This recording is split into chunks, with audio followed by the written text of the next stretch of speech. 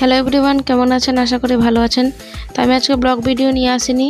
আমি আজকে আপনাদেরকে পপকর্ন রান্না করে দেখাবো। তো এই যে এক টুয়ের আমি পপকর্নের প্যাকেট নিয়ে নিয়েছি।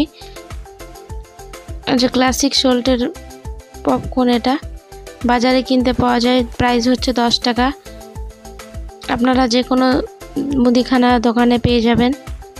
তারপরে যে আমি প্রেসার কুকার নিয়ে নিয়েছি, প্রেসার কুকার প্রিহিট করতে দিয়েছি। তার আগে প্রেসার কুকারের ঢাকনার যে সিটিটা আর রাবার ব্যান্ডটা ওটা খুলে নিতে হবে। তারপরে এই যে দেখুন, আমি প্যাকেটটা কেটে তার মধ্যে দিয়ে দেব। আমার প্রেসার কুকার প্রিহিট হয়ে গেছে। আমি সব কটা পপকর্ন এর মধ্যে দিয়ে দেব।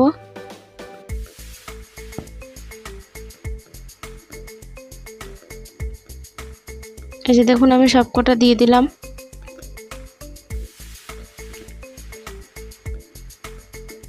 এই পপকর্নের প্যাকেটের মধ্যে লবণ, হলুদ, তেল সব কিছু দেওয়া থাকে, এক্সট্রা কিছু দিতে হয় না।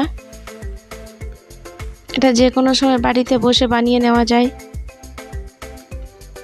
তারপর একটা চামচের সাহায্যে অনবরত নেড়ে যেতে হবে। এই যে আমি কিভাবে রান্না করছি আপনারা দেখুন। এই সময় গ্যাসের ফ্লেমটা মিডিয়াম টু লো রাখবেন আর ভালোভাবে নাড়িয়ে যেতে হবে। তারপর দেখবেন যে এক দুটো পপকর্ন ফুটছে। তারপর প্রেসার কুকারের সিটি বন্ধ করে দিতে হবে, বন্ধ করে কিছুক্ষণ সেক করতে হবে। এই যে দেখুন, দু একটা আমার ফুটে উঠছে। আমি প্রেসার কুকারে ঢাকনা লাগিয়ে দিলাম। লাগানোর পর এইভাবে সেক করতে হবে। এই সময় গ্যাসের ফ্লেমটা হাই করে দেবেন। প্রেসার কুকারের সিটি লাগানোর ঢাকনাটা লাগানোর পর তারপর দেখবেন যে ভিতরে ফুটছে।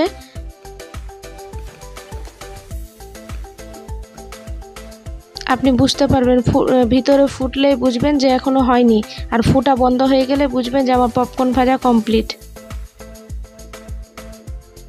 এই যে দেখুন, আমি ফ্লেম বন্ধ করে দিলাম। তারপর আপনাদেরকে দেখাচ্ছি পপকর্ন খুলে। এই যে দেখুন, এটা বানাতে মাত্র 2 থেকে 3 মিনিট লাগে। এই যে আমি একটা পাত্রে ঢেলে নেব।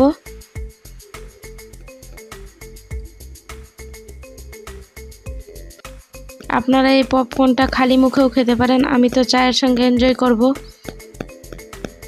তো আজকের রেসিপিটা আমার কেমন লাগলো অবশ্যই কমেন্টে জানাবেন, এবং আমার চ্যানেলটি অবশ্যই সাবস্ক্রাইব করে রাখবেন এবং পাশে থাকা বেল আইকনটিকে প্রেস করে নেবেন, যাতে করে আমি আর কোনো ভিডিও দিলে নোটিফিকেশান আপনার মোবাইলে পৌঁছে যায়।